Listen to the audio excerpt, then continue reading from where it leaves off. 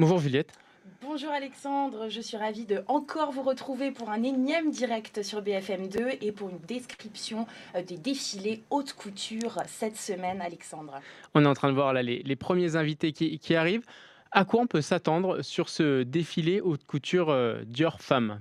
Alors bon, il y a beaucoup de choses qui vont être présentées, mais on a l'habitude avec Maria Graziachiuri, qui est donc la directrice artistique de la Maison Dior, de travailler avec l'art. Elle a cette capacité de faire appel aux artistes féminines internationales pour créer des scénographies, pour créer des tenues, des ambiances très particulières. Alors, si on doit un petit peu teaser ce show, la Maison Dior a révélé sur Instagram tout récemment, il y a quelques heures, des œuvres dévoilées par la conservatrice Anne Coxon et qui font allusion à un possible thème. Et donc, on analyse un tableau de Dorothea Tanning qui date de 1943. Alors, ce tableau, il nous donne quelques petits indices et notamment, on voit un peu des références à Alice au Pays des Merveilles, une symbolique autour de l'enfance. Donc, on a vraiment un côté un peu surréaliste aussi, un peu à la Dali. Alors, on peut imaginer que toutes ces inspirations se retrouveront dans les créations de Maria Graziachiuri, comme elle le fait très, très régulièrement en mettant en avant des créatrices et des artistes internationales.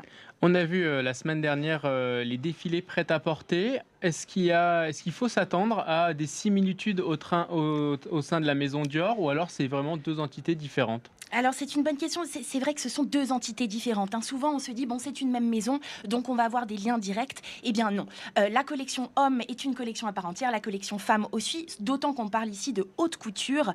Donc c'est vraiment un travail propre à Maria Graziachiuri, contrairement à Kim Jones qui lui avait présenté une collection H du prêt-à-porter. Donc on a vraiment une dissociation entre les deux directeurs artistiques, aucun lien véritable, mais des collections à part entière.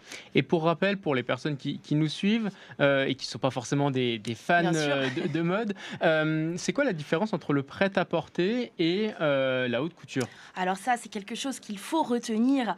La semaine de la couture, elle est propre à Paris. Aucun pays ne peut présenter la semaine de la couture. Et alors, pour information, la semaine de la couture, elle se déroule donc en janvier pour l'été et en juillet pour l'hiver. Encore une fois, uniquement à Paris. Et ce sont des pièces uniques qui doivent être fabriquées à la main. Et on a une appellation pour pouvoir faire partie de la Fashion Week haute couture. Donc c'est vraiment une appellation particulière et c'est un gage de qualité et de reconnaissance qui fait donc appel à l'artisanat français. Évidemment, ces vêtements qui sont présentés sur les podiums haute couture, ils sont destinés à des stars, à des princesses, pour aller à des événements particuliers. C'est vraiment, on cible ici une clientèle beaucoup plus, entre parenthèses, haut de gamme, dans le sens où ce sont des gens qui ont des moyens bien plus importants que pour le prêt-à-porter. Ce sont des pièces qui sont faites en très petite quantité, c'est parfois du made to order, donc c'est vraiment c'est le haut du panier de la couture. Même si on voit des pièces là qui peuvent nous plaire, et surtout à toi, Ah oui, on bien peut sûr. pas, on peut pas les acheter. Alors vous pouvez, Est-ce qu'on peut en bien magasin? sûr. Si, est-ce qu'en magasin quand même? Non, il Voilà. faudra vraiment prendre rendez-vous avec les marques. Elles sont présentées dans des salons. C'est vraiment un achat qui est particulier. On n'achète pas de la haute couture comme on achète évidemment du prêt-à-porter. Et c'est un petit peu, je dirais même, l'emblème des maisons. Elles représentent leur travail à travers la couture. Alors on vend moins, c'est sûr, on va moins vendre de tenues de haute couture, mais c'est vraiment une image et ça représente notre savoir-faire en tant que couturier français. Si on regarde spécialement pour Dior, c'est les 120 ans de la maison cette année. Est-ce que il y a des inspirations? Est-ce qu'il y aura des clins d'œil à l'histoire ou pas du tout? Aussi, il y en a toujours. C'est vrai que tous les directeurs artistiques, particulièrement Maria Graziachiuri, on voit aussi à l'écran là en direct Carla Bruni qui était habillée tout en gris. C'était magnifique, une très belle tenue. Alors oui, il y a toujours des rappels. L'héritage, c'est un travail toujours très important pour les maisons. Donc on revisite toujours les codes, on réinterprète les grands classiques. Et alors surtout, Alexandre, il se pourrait que ce soit le dernier show de la maison, de Maria Graziachiuri pour Dior. Ah ouais? Et oui, c'est une rumeur qui court depuis maintenant un petit moment.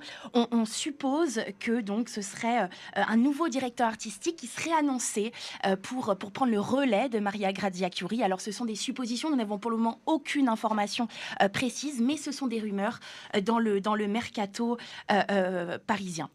Mais est-ce que du coup, ça peut être, le déclenchement d'un mercato, entre différentes maisons avec, des remplacements, des ou pas? Oh ben il y en a énormément, hein, en ce moment des un mercato qui est très puissant en ce moment dans la mode, hein. On a, donc Mathieu Blasi qui a été, nommé, chez Chanel, qui remplace Virginie Viard. On a aussi des départs chez Galliano, enfin chez Martin Margiela où il y avait Galliano. Donc il y a vraiment en ce moment une période très chargée pour l'industrie de la mode et un mercato particulièrement, important au niveau de la création. Ah, le défilé va commencer. Je vois déjà une scénographie, hein, qui rappelle l'œuvre de The Flowers We Grew, une œuvre qui a été présentée ce matin sur le compte Instagram de Dior, hein, qui fait donc référence à cet art très très surréaliste, plein de couleurs, comme affectionne particulièrement Maria Grazia Chiuri. Oui, par rapport au défilé, garçons de la semaine Ah dernière où oui, c'était noir et blanc, là, on voit déjà qu'il y a de la couleur, c'est beaucoup plus, artistique que le complètement. défilé sobre des garçons. Complètement, vraiment un travail pour Maria Grazia Chiuri, toujours sur les couleurs, sur le côté artistique. Et on peut d'ailleurs voir sur les premiers looks un travail même au niveau des coiffures, hein. On va voir des espèces de coiffes comme des oiseaux travaillés, toujours ces chaussures lacées comme des grandes spartiates revisitées, bien plus épurées. Donc ce show Dior qui commence maintenant à Paris pour la haute couture, printemps-été 2025. Beaucoup de dentelle, un travail de transparence. C'est quelque chose qu'elle ne travaillait pas forcément beaucoup, Maria Grazia Chiuri. La transparence, c'était pas forcément son maître mot, des tailles très marquées également, hein. Ça nous fait penser au tailleur bar de Dior, une belle un beau rappel des classiques de Dior. Voilà, beaucoup de dentelles, hein, des petites pampilles, des détails très couture, magnifiques. Et les basiques de Maria Grazia Chiuri, c'est quoi globalement? Là, la dentelle, tu disais que c'était pas forcément le cas, mais c'est basique à elle, sur quoi on peut la reconnaître?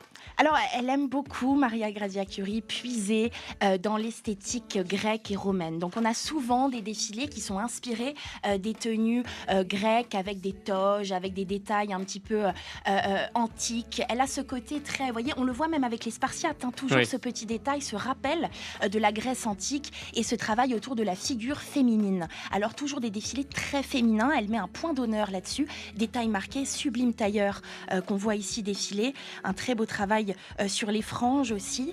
Donc voilà, on va dire qu'elle est très féminin et toujours un petit peu dans cette notion de grec antique, de tout ce côté romain. On travaille un peu les codes traditionnels. Magnifique, on dirait un peu un oiseau, voilà, avec cette crête sur le dessus un peu à plumes, des inspirations un peu célestes. Beaucoup de dentelles avec des corsets, ce qu'on avait rarement vu aussi chez Dior. Très jolie, elle travaille la structure féminine en raccourcissant les longueurs, en marquant la taille. Un très beau travail de structure et de proportion chez Maria Grazia Chiuri. Pour les couleurs, pour l'instant, on est sur Oui. du noir et du blanc. Oui, alors en général, c'est pas une grande adepte de la couleur. Bon, il y a eu des défilés où on a vu des touches de couleur, mais quand même, oh, très joli, un corset un petit peu travaillé, très sexy, hein, pour Maria Grazia Chiuri sur ses shows, mais elle est aussi très adepte des messages militants, hein, sur ses shows. Toujours dans les scénographies, il y a un message caché, toujours qui est derrière. Enfin, vraiment quelqu'un qui essaye de faire passer des messages à travers ses défilés. On a un côté un peu aussi presque baby doll sur ce show, avec très féminin, presque enfantin, des codes très détaillés. Les vestes se portent presque sans rien en dessous, hein. C'est au chic bas choc sur le défilé Dior. Beaucoup de nœuds, hein, on les voit en détail, en collier, en ceinture, très joli.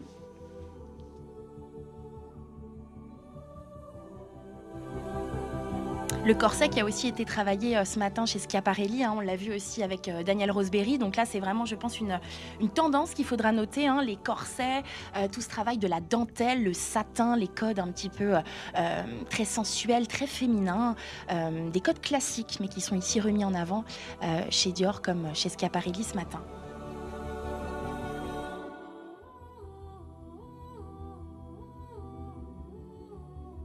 Est-ce que c'est justement sur cette, semaine-là, de la haute couture, est-ce que ça va être, là-dessus qu'il va falloir s'attendre? Ou alors c'est une tendance? Ou alors chaque maison va vouloir, se différencier un peu? Alors bien sûr, les maisons essayent toujours de se différencier, mais on a quand même une ligne de conduite, hein. Par exemple, chez l'homme, au défilé masculin de la semaine dernière, on a retenu quelque chose qui est sorti des défilés, c'est le soft tailoring, hein. Toutes les maisons se sont plus ou moins mis en accord, mais ça c'est de façon très subtile, mais pour dévoiler donc des tenues extrêmement chic où le sportswear n'est plus à l'honneur.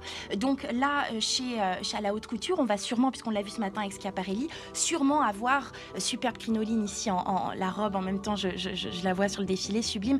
On va avoir sûrement un revival du côté très de ce style très féminin, presque un peu rétro, une haute couture du passé, comme disait Daniel Roseberry ce matin sur le show Schiaparelli. Donc vraiment des codes un peu vintage qui sont retravaillés et qu'on va retrouver. Alors puisqu'on parle d'autres shows, c'est à noter que mardi c'est Chanel qui présentera son défilé, un défilé très attendu puisque ce sera un show fait en interne, puisque Mathieu Blasi, qui a été nommé en décembre, ne présentera sa collection pour Chanel qu'en septembre. Donc ça c'est un show qu'on attend beaucoup. Et là on peut voir sur Dior défiler des mannequins. Les couleurs sont vraiment très très sobres sur ce show. Ça reste pour l'instant Oui, du noir, du blanc. complètement, on a un peu d'ocre, mais voilà. Bon, si je puis me permettre, c'est pas un défilé qui révolutionne les codes. Bon, Maria Grazia Chiuri, elle était un peu attendue au tournant, puisque ça fait quand même un moment, depuis 2017, qu'elle est à la tête de Dior. Donc on l'attend beaucoup pour du renouveau. C'est vrai que, bon, c'est un très beau défilé, mais ce n'est pas non plus transcendant. On n'a pas un changement de ligne, on n'a pas quelque chose de profondément marquant. Des pièces comme on l'attendait, très féminines, peut-être plus de travail quand même au niveau des détails, comme avec la dentelle qu'on voyait peu. Mais contrairement à Dior, avec Kim Jones, où il nous a proposé un show vraiment radicalement différent. Sur la scénographie, là, c'est quelque chose de classique. C'est un défilé de mannequins avec le public au milieu. Non, et puis même au niveau des créations, bon, ce sont de très belles créations. Là, on voit un jeu des volumes, mais vraiment Kim Jones chez Dior nous a vraiment apporté quelque chose de différent. Là, Maria Grazia Chiuri, elle est souvent un peu critiquée pour ça, pour sa façon de... Disons que ça manque c'est toujours un petit peu pareil. Alors c'est un petit peu réducteur peut-être, mais voilà. On s'attendait peut-être à plus de quelque chose d'un peu plus marquant. Alors, un gros travail au niveau des volumes, on le voit bien. Des vestes sur les épaules ou sur les hanches. Complètement. Tous les volumes sont exacerbés. On a un grand travail au niveau de la structure. C'est très réussi. Les nœuds sont très présents également. Le satin, les nœuds. Également chez Daniel Roseberry ce matin chez Schiaparelli. Alors le satin, les perles, tous ces matériaux précieux, on les retient.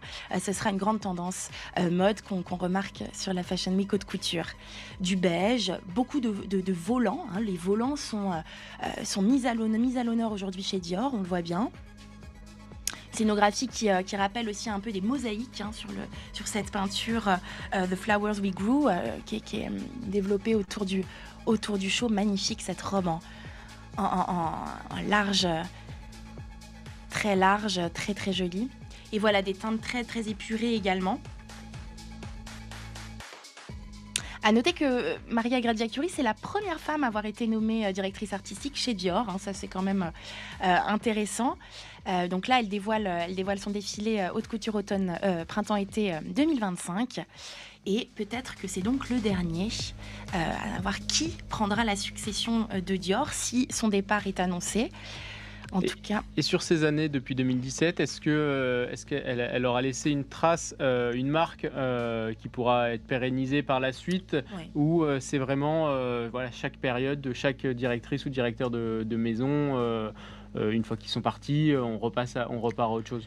Alors, on repart à autre chose parce que dans le sens où un nouveau directeur artistique arrive avec ses idées, mais c'est très important et d'ailleurs toutes les maisons conservent les archives des passages des nombreux directeurs artistiques. C'est très important qu'ils conservent cette vision. Donc en général, on puise toujours dans ce qu'a fait notre prédécesseur pour pouvoir créer notre vision de Dior. Puisqu'en fait, quand vous faites partie d'une maison, vous écrivez l'histoire avec elle. Donc vous avez contribué à son histoire. Donc c'est toujours très important de réutiliser ou en tout cas de se réinspirer de ce qu'ont fait les prédécesseurs. Donc là, on voit vraiment des volumes très travaillés. Les hanches sont marquées, les volumes sont exacerbés. Voilà, des jupes midi, des robes longues à pampi. Bon, c'est quand même très varié sur ce show, hein. On va avoir des longues robes pampi avec, voilà, encore une fois, un travail de volant, une ligne de conduite, une ligne directrice, certes, mais quand même beaucoup de modèles, une grande variété de styles. On a presque du mal à avoir un fil conducteur. Bon, la transparence, ok, ça c'est évident. Alors Peu qu'on de voit le couleurs. premier mannequin avec une tenue de couleur. Oui, On il va arrive l'avoir en tout bleu, à l'heure tout en à bleu. fait. Voilà, tout de suite. Ce bleu canard un peu vert, magnifique. Je suis en train de me demander quelle pièce va être présentée. Ah oui, c'est un long manteau en fausse fourrure. Oui, avec un col monté, on a un peu ce côté un peu oiseau, très, voilà, on développe un peu les plumes, le côté très texture. C'est un show très texturé, hein, chez Maria Grazia Chiuri. Comme des cages à oiseaux, un petit peu, même parfois les robes me font penser un peu à cette idée de cage à oiseaux, évidemment, très couture. Euh, Peu d'accessoires, hein, et ça c'est le cas à la couture, on a peu d'accessoires en général présentés. Mais voilà, beaucoup de robes de soirée, beaucoup de robes de gala. Alors qu'elle était avant chez Valentino Tout à en fait. charge des accessoires. Elle Mais était là, du coup, exactement, elle était chez Valentino, elle était passée chez Fendi aussi. Et là, depuis 2017, donc elle fait ses armes chez Dior. Donc elle est première femme à être nommée chez Dior. Oh, c'est très beau. Il y a presque un côté Black Swan sur certaines. Vous voyez, le dernier look, un des derniers looks qu'on va observer sur ce look-là, il y a un côté un peu Black Swan, vraiment un côté un peu danseuse que Maria Grazia Chiuri affectionne d'ailleurs particulièrement. Ces coiffures très serrées comme des chignons de danseuses qui sont rehaussés de crêtes très travaillées, donc des bijoux de tête, des bijoux de cheveux, les corsets, hein, évidemment, à profusion. Et ces espèces de franges qu'on habille de pampilles précieuses qui deviennent très couture. Donc voilà, des couleurs très épurées, du gris, de l'ocre, du rose pâle, et ce bleu canard, cette pièce un petit peu qui sort du commun. l'unique pièce de couleur. Oui, C'est là, oui, on est en oui, train de oui, voir oui, tout à fait. les derniers passages. C'est l'unique pièce. Comment est-ce qu'il y avait une symbolique derrière cette pièce-là, le fait d'en mettre qu'une seule? Est-ce que c'est de l'inspiration? Est-ce que bon, c'est de la supposition, mais à ton avis, pourquoi cette pièce-là? Bon, en général, c'est vrai que les créateurs aiment bien avoir une pièce ou deux ou même trois qui sortent vraiment de l'ordinaire dans un défilé, puisque donc c'est la pièce sur laquelle les médias vont un petit peu s'attarder. C'est d'ailleurs ce qu'on fait sur cette émission. Mais voilà, alors au-delà de vouloir mettre de vouloir transmettre quelque chose, c'est surtout pour catcher l'œil, pour avoir cette idée de ah oui, cette pièce-là, on va la retrouver dans beaucoup de magazines, dans beaucoup de médias. Donc c'est une façon aussi d'attirer un peu l'attention sur la collection. Et là, on le voit bien avec le final, Alexandre, elle va ressortir cette pièce puisque donc on a le défilé final avec toutes ces mannequins, et ça nous permet toujours d'avoir une vision un peu globale du show, beaucoup de noir et blanc avec les premiers looks, hein. Toujours très sobre avec Maria Grazia Chiuri. Mais c'est intéressant de voir un peu se dégrader, hein. On commence par du noir et puis ça se décline sur du blanc, du beige, on a un peu de rose et puis on va voir cette pièce bleu canard qui arrive. Elles ont quasiment toutes les mêmes chaussures, hein. C'est spartiates à petits talons, oui, tout à fait. Et elles sont également quasiment toutes coiffées de cette crête travaillée façon plume qu'on avait déjà repérée sur certains défilés, si je ne m'abuse. Mais voilà, les tailles sont marquées sur la plupart. On a peut-être un petit rappel de la ligne H sur certaines pièces, beaucoup de blanc, hein. Beaucoup de blanc chez Dior sur ce défilé. Des détails floraux aussi, avec des broderies, beaucoup de broderies. Voilà, un artisanat qui est quand même vraiment mis en avant, hein, avec les corsets, le travail de découpe, voilà, un grand travail autour de l'artisanat, hein. On est sur la couture, donc c'est vraiment l'occasion de mettre en avant ces savoir-faire, avec presque des robes comme des robes de mariée, hein. Des robes que je me verrais très très bien porter pour aller à un gala, Alexandre. Je fais d'ailleurs mon shopping voilà, c'est ça. actuellement. On peut noter les numéros de Tout à fait, la robe numéro 5, 6, 10. Exactement. Sublime, et des robes qu'on devra sûrement retrouver sur des princesses ou des têtes couronnées, ou encore des actrices lors d'avant-première ou de tapis rouge. Ouais, super. On a beaucoup de roses aussi sur ce défilé. Et concernant, c'est vrai que là, on voit ce manteau de faux fourrure bleue, et c'est vrai Oui, qu'il ressort il vraiment ressort avec, beaucoup. avec les robes derrière. On vient de voir là, avec deux passages, tous les mannequins, toutes les robes, toutes les créations. Ce que tu ressortiras, c'est la dentelle, c'est ça? C'est ce travail sur la dentelle? Alors, plusieurs choses. Première chose, évidemment, la dentelle, le corset, le travail du corset, le travail sur les volants, ça c'est très important, et sur cette notion de féminité un peu rétro. Ça, c'est aussi une chose qui me marque pour ce défilé. Donc voilà, des codes qu'on va retravailler, beaucoup de féminité, de la texture, et des broderies et des corsets. Ça fait beaucoup, mais c'est quand même ce qui ressort de ce show Dior et qu'il faudra retenir. Et je suis vraiment très curieuse de voir ce que les autres maisons vont pouvoir dévoiler durant cette semaine pour voir si on peut faire un petit peu un fil conducteur et se dire, ben voilà, la tendance de cette saison, c'est donc ça. Schiaparelli, je le rappelle, a présenté aussi ce matin son défilé sous la houlette de Daniel Roseberry avec un show aussi très féminin, beaucoup de satin. C'est de la couture un peu passée, il le dit lui-même, de la couture, la haute couture passée, du vintage, du rétro, pour un retour en arrière très couture et très luxueux.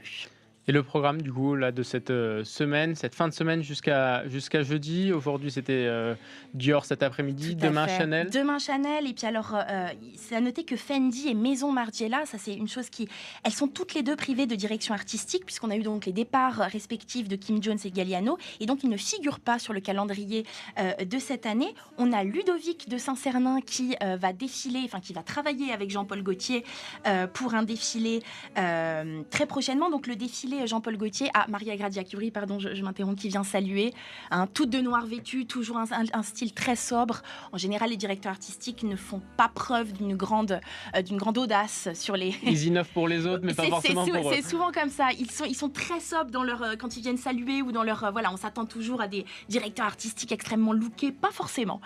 Donc voilà, Maria Grazia Chiuri qui vient saluer. Puis alors un petit mot aussi, on a Valentino qui reviendra avec sa première collection de haute couture signée Alessandro Michele, qui est l'ancien donc de chez Gucci, et qui va nous dévoiler ça cette semaine lors de la haute couture été 2025. Eh ben merci Juliette. Merci pour Alexandre. ce défilé haute couture Dior Femme. À suivre un nouveau direct sur BFM2.